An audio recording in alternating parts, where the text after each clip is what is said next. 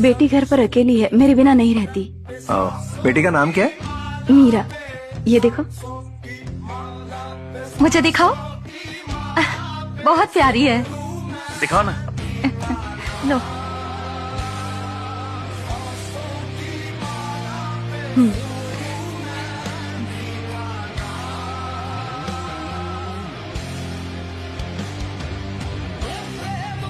इसीलिए कह रही हूँ भाई, सही वक्त पर शादी कर लेते तो तुम्हारे भी बच्चे होते।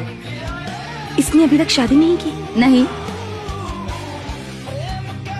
एक घुमक्कड़ से अपनी बेटी की शादी कौन करवाएगा? तुमने अभी तक शादी क्यों नहीं की? वो मेरा नहीं भी तो क्या हुआ, मुझे उसकी खुशियाँ अजीज हैं। वो मेरा नहीं भी तो क्या हुआ, मुझे उसकी खुशियाँ अजीज हैं। उसे पहली बेटी अता हुई, मेरा घर खिलौनों से भर गया।